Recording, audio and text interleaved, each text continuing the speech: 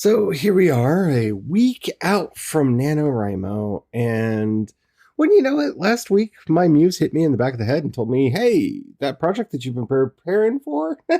No. Do this one or we break thumbs. And by break thumbs, I mean take your imagination away from you for 6 to 8 months so that you can't do anything because we break thumbs. So yay. I've gotten some world building done. I have some characters named. It's going to be fun. So let's talk about this year's NaNoWriMo and some other things on this episode of Project Shadow. Can you hear me? I have something to say.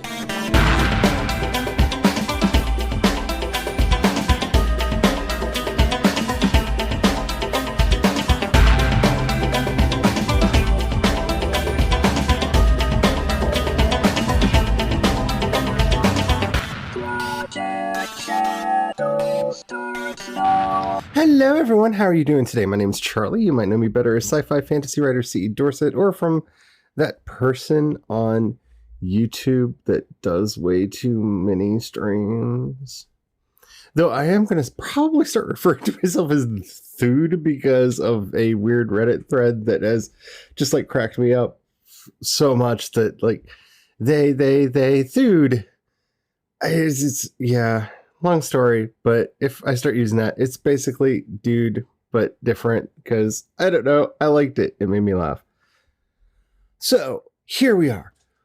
1 week out from NaNoWriMo. And as per usual, my muse has beaten me over the head with a completely different idea than the one that I was getting ready to write, to make, to tell the story. Because, well, Hamilton was right. Who lives, who dies, who tells your story? Apparently, whoever the muse gives it to smacks her in the face and says, write this or else. So, yeah, I'm working on a LitRPG story. See, I actually want to talk about that a little bit more on this episode because I am considering it a LitRPG story because it's definitely about people playing a game.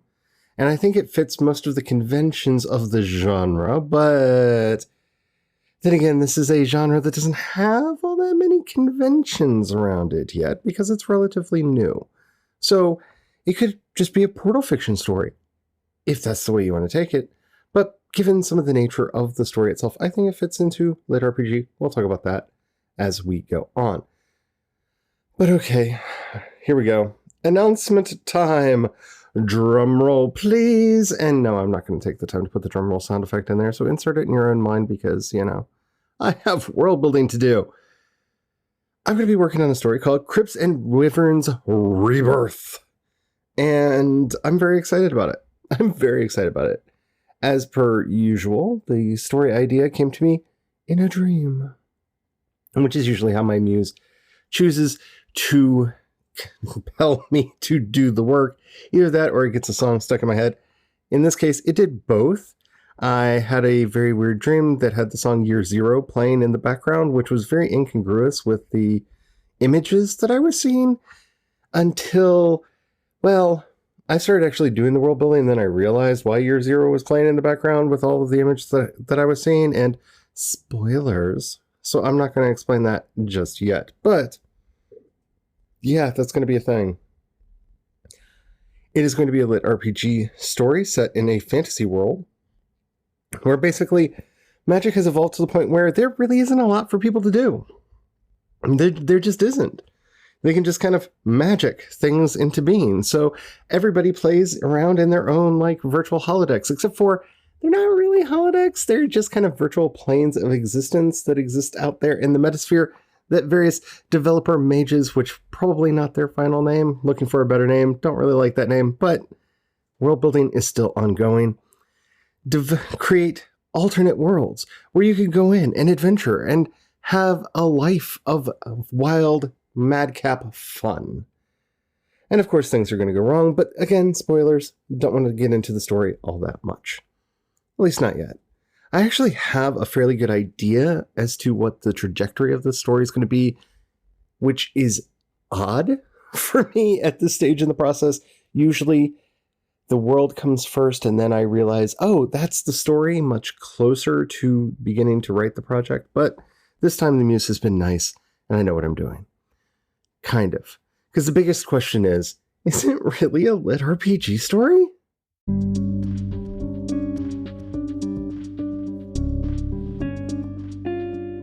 Into the arcana of genre. Because this is where everything really starts getting troublesome when I start thinking about the new project. Because I don't want to tell you all too much about it, because I want it to be a surprise. I want you to be able to enter and explore. Plus, I'm hoping to have a really cool video up on the YouTube channel to like give you all an introduction to the story, as well as hopefully I will have a rough draft website up for it that you'll be able to start playing around with by the 1st. But the question is what I am doing lit RPG, or is it game lit? And the distinction here basically boils down to the question of, so lit RPG by definition talks about in-game progress, and game lit is a story that takes place within a game. And so one of the distinguishing factors here is that, so something like Ready Player One would be game lit, and Ascension Online would be lit RPG. And this is a very fine hair for me, because given the nature of the story, I kind of want to tag it with both, because I don't know which it exactly is. And this is the reason this is troubling for me is when you're writing, it's very important to give yourself certain constraints so that you know what you're doing. The constraints actually help you determine much more about what your story should be and how it should actually play out. Not knowing whether or not I am doing a lit RPG or a game lit story becomes problematic in that how much of the game mechanics are going to be highlighted. Because to me, and this is the problem with emergent genres and wanting to actually write in emergent genres that you're finding interesting, is the rules aren't really solidified yet.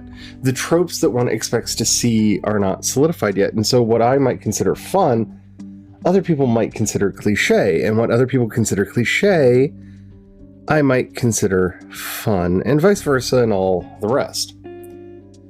I have very specific ideas about what I want the story to be, and I'm not going to really change it to conform to genre. But at the same time, I don't want to upset people by telling them I'm doing one kind of a story and it's going to be something else. Because the main thrust of the story is our protagonist playing through the game Crypts and Wyverns, which, by the way, at least by the end of this process, you will be able to do as well, because I'm going to be creating a tabletop RPG based in the Cypher system to go along with the story. So you will be able to play along and do all manner of fun things. So that's exciting. I'm really thrilled about that.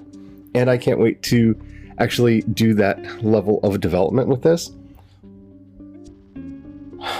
But because I am using the Cypher system, and because I prefer sandbox games to traditional MMOs, I wanted to bring a lot more of that sandbox element in. So I'm thinking more of games like, for the progression system, much more like No Man's Sky or Star Wars Galaxies pre-NGE, and even a little bit pre-CU, for how the actual character will play. So while there is progression, there is a sense of how the character will develop over time. We are not dealing with a standard MMO like 1 to 90 level. because it's more about story, plot, and interaction with other characters within a world that is outside of the player's control. That sounds weird. Let's back up just a little bit.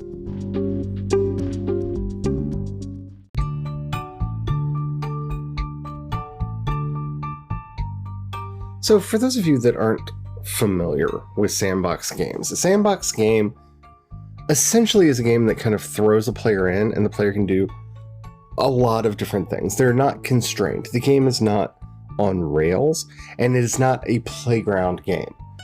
Now, I'm going to be taking elements of both playground games and sandboxes for the story, in that our hero, our protag, will be playing through various zones, and each zone has a distinct story to it, and in a way a game progression to it as well. But unlike something like a World of Warcraft, where you have a very clear playground aesthetic, that each zone is level dependent, and thus you're basically grinding your way up to inevitable in-game play. In a sandbox, you're technically always in endgame, but the mechanics of the world give you something else to do along the way. So by trying to mix these two together, kind of like old school Star Wars Galaxies, I'm looking for that beautiful hybrid that existed before playgrounds really existed. So there are going to be zones, there are going to be places that you'll have to unlock to get to the next zone. There'll be stories and mysteries along the way that hopefully the characters will find interesting and actually play along with, and what have you. But as far as progression goes, this is where I'm really concerned about how this is going to play in as a LitRPG story. There is not going to be a level 1 to 90 progression for a couple reasons. One, since I am making the companion game in Cypher, there are 90 levels, and there really isn't a good way to make up to 90 levels for it, though I have some ideas of ways to play with the Cypher system to make it a bit more extensible. The point of Cypher, after all, being that you have a basically playable character from Act 1. And I want that to be true in this story, and I want that to be true in most games. To me, the most frustrating part about playing any video game is when you start playing and you are so outmatched by everything around you that you have to grind.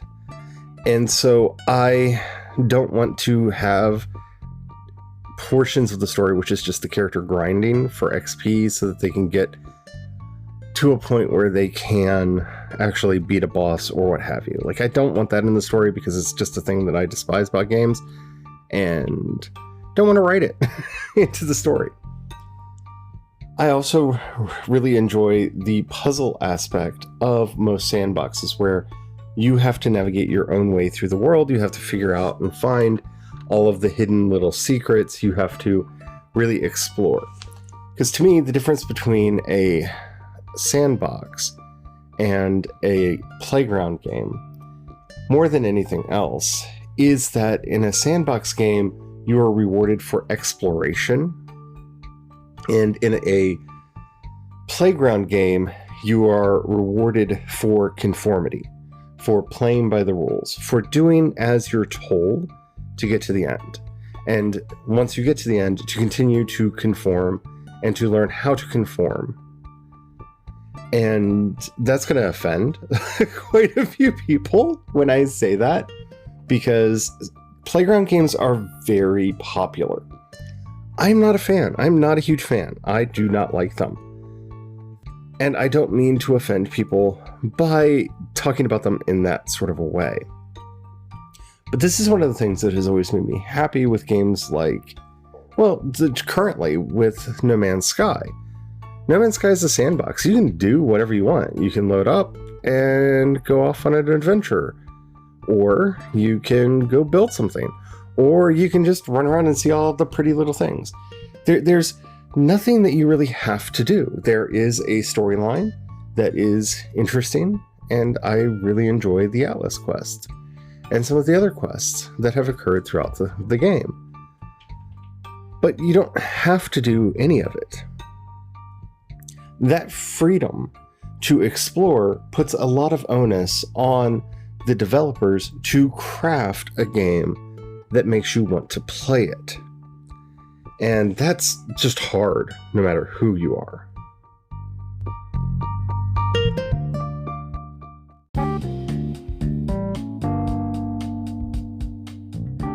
There's a big part of me that feels like I started writing this story because I don't really have a game that I want to play right now. I mean, I do. I'm playing No Man's Sky. I'm enjoying No Man's Sky. I am playing Slime Rancher, and I enjoy Slime Rancher. Oh, wait. Both of these are technically sandbox games-ish? It's debatable what you want to classify Slime Rancher as, because it is kind of a game unto itself.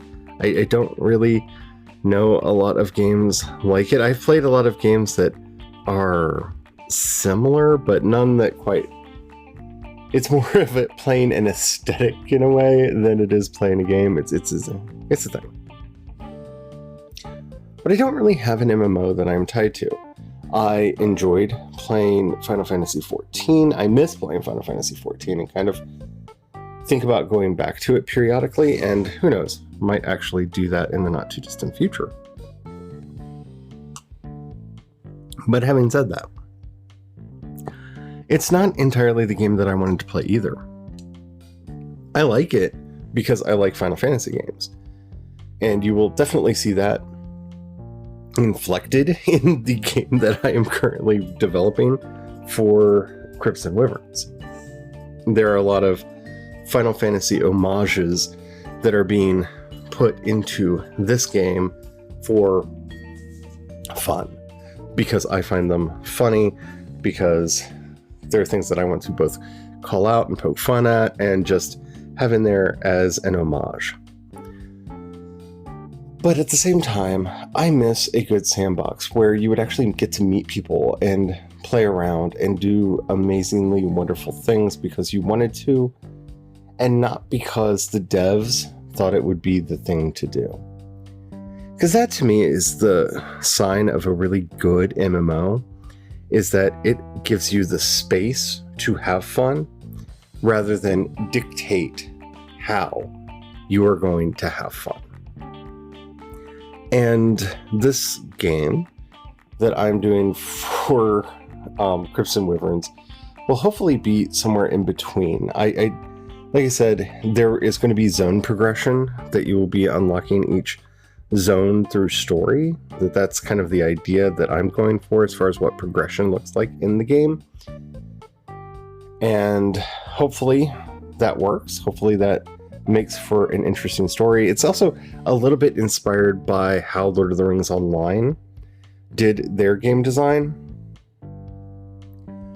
But most of all, I just hope it's an interesting story with interesting characters that you want to play around with. And I do mean play around with. Like, my end goal, my end game with this is, yes, I hope people read the book and like the stories that I'm telling in the novellas that I'm doing. But more than any of that, I really, really want the players... I'm sorry. See, I just went there. The readers to want to be players and to experience a tabletop role-playing game, whether it's mine or someone else's, and really bring that to the forefront. Because tabletop role-playing, for me, is so much fun. It is the heart of a good friendship relationship, to be able to sit around and collectively tell a story together, and to literally create memories together, to have and to craft this shared mythos where we tell our stories. And I want that. And if I can help bring more people into that is a success. But I cannot guarantee any of that. I really can't. But I have my dreams. So, yeah, that's the story that I'm working on. I'm sorry I'm being vague about details, but I don't want to share too much until the site goes live and the stories start coming out, which is really, really hard for me. I just want to shout from the rooftops and be like, oh my goodness, and then this is going to happen, and then that's going to happen, and then there's this, and then there's that, and this other thing, and it's amazing. But I'm not doing that because I am in control of what I say and what I do, I think.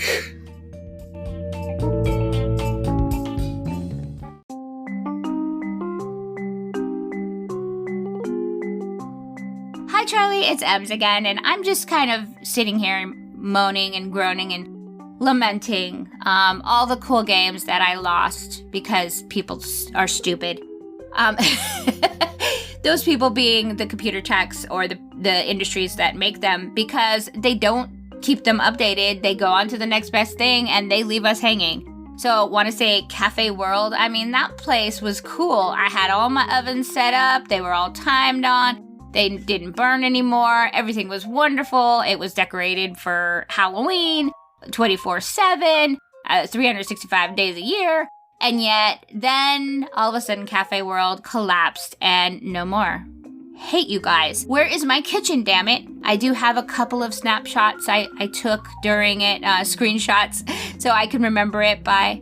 But what else?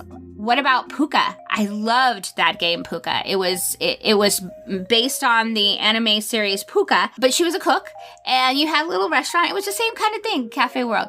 You had a little restaurant, you could decorate it any way you wanted, you could cook little meals for people, and people would come in, and I love when they have Halloween recipes and such, because it's like, oh, you remembered me, yay! Another cooking thing, and this did not go away, but just be warned, I was playing, Dino Dash. This is like a game from way back where you're like Flo and you deliver stuff. Well, they have a new one that is an app, and I was cooking stuff and everything, but I didn't want to connect it to my Facebook because I just wanted a game that was like free of social media. I mean, come on, can we please have that? And I just wanted to cook and not worry about if any of my friends or business colleagues saw that I was playing a game when I should have been doing that editing. So I just wanted it free. So I did it, and then one day it crashed, it wouldn't come back, and I reinstalled it, and all my stuff was gone. Like my entire save games, anything that I opened, all that hard work that I put into it was gone. And they're like, well, sorry, did you connect it to your Facebook? No, I didn't want to. Oh, sorry, well, can you, do you know what your user ID is? Which is like this 20 million number long thing. I'm like, no. They're like, oh, well, we'll try, but we can't really promise anything. I'm like, I signed up through my phone. Can you not look up the phone number? Or maybe it had to have taken my information. You guys could take my information to send me all kinds of ads and shit, but you can't find my game. So needless to say, I'm not going to be playing that anymore, and I have deleted it from my phone. And then I got Hidden Hotel, which I'm playing, and it's okay. What else have we lost? Neopets? Oh my god, I had the coolest Neopets. One was like I think one was like a bat, and one was like a kitty cat, but it was like all Egyptian and stuff. And then I had one more, what was it? Like a dragon or something. Anyway, they were all hoard out. One had like a skeleton outfit on. It was so cute. And they're gone. They are gone. They took them away from us. You spend all those years tending for these pets, and they just rip them out from under you. It's just totally not fair. So I was just wondering, what kind of games do you lament, and why were they taken away from you? Probably just money-hungry, greedy bastards that wanted to charge for their site or whatever, but that sucks. I want to know, Charlie, what is the game that you played that people took away? Lament with me. Be over dramatic and MZ today. Bye. Oh my goodness. Yeah, when I think about games that I miss, that I wish would come back, like some of them were destroyed while the game was going on because of their desire to have new players. Like, to me, the ultimate game for this is Star Wars Galaxies. I loved Galaxies. It was a great game. It was a fun game. I enjoyed playing it ever so much. And then WoW happened, and they were like, oh, we should make the game more like WoW, and they completely destroyed the game. And then they made it better, and they fixed it, and they made it work again, and it was awesome. And then they just neglected it and left it on the vine to rot and wither until finally they shut it down because nobody played, because of the neglect and cruelty that they showed to their players, which has really put a sour taste in my mouth towards Sony. There have been quite a few games of that type. I am a huge fan of city builder games, and while some of them have finally resurfaced, such as Pharaoh and Cleopatra, Zeus, I loved that whole aspect that Sierra Games had going on for a while. And the thing that makes me maddest, there's a whole spate of games that I'm just not going to name because I will get emotional and cry, that they DRM'd them to hell and back. And so I finally moved them off my desk because they were just like a tower of shame on my desk for years. And I finally moved them off my desk because the DRM servers aren't there anymore. So even though I own the disc, even though I have my valid license, even though if I were to crack them, I could probably still play them because I've seen forum threads on how to do that. I'm so mad that they were DRM to hell and back that I would have to do that.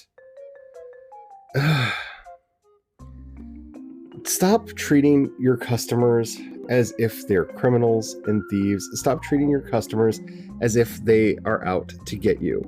We're just here to have fun. We just want to play our games. Stop taking them away from us. And stop putting systems in that make your games intentionally obsolete because you want to sell us the next one. Or because you didn't have the forethought to keep your company in business and now we can't play the game because you're bad at your job.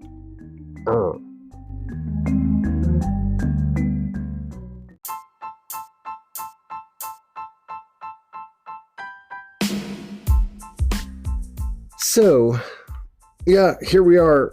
It's a week. We have a week. And I am hoping to get everything ready so that I can start writing immediately on the 1st. I'm planning to do a lot. I was going to be hosting writing sprints on my channel for the 1st, and I may or may not try to fit some in over there. But I'm going to be a part of the Really Bad Terrible Idea that Tabuggy and the Nerdy Book Nerd are doing. They are going to try to write their 50,000 words for NaNoWriMO in one day. And I will be appearing on both of their channels throughout the day as moral support because I am not going to try to write 50,000 words in one day, but I want to be there while it's happening. And I'm really excited about that. But yeah, I want to get this story written. I want to get to the writing because I am so hype for this. I have not been this excited for a story since the trilogy that shall not speak its name, at least until after the plague has passed. Because I loved that story too, and I love this one as much, if not more. So hopefully, I will be able to get into writing and really make this a wonderful November for many, many reasons. Let me know what you're up to. Let me know what you're doing. Down in the show notes, you'll find a link to the voice message system. Please keep it short, keep it clean. I would love to hear from you and answer your questions and just have your news on the show. If you have $1 you can pass my way, down in the show notes, you'll find a link to both my Patreon and my Ko-fi and to listener support. That helps me out immensely, because that's pretty much how I'm paying my bills right now, is through the podcast and the support that you all are showing me. So thank you so much to everybody who is helping out that way. You mean the world to me. If you don't have the money to donate right now, that's perfectly all right. I completely understand that. But if you have the inclination to share anything that I do, please do that. That helps out more than you possibly know. Getting discovered in this business is truly the hardest part. So thank you to everybody who shares. Alrighty. I am hoping to continue doing the things that I'm doing through NaNoWriMo, and I'm hoping to have a really good NaNoWriMo with a whole bunch of words getting written. Until next time, remember, Black Lives Matter. Black trans lives matter. Trans identities are valid. Take it from me, BB Charlie. I'm here. I'm queer. People need to just get freaking used to it. Go out there, be loud, be proud, and don't forget to vote. Hopefully, we will be seeing a better world rising in the new year. So, until next time, may you have the courage to ride your dreams into reality. And don't forget to have the fun. Bye.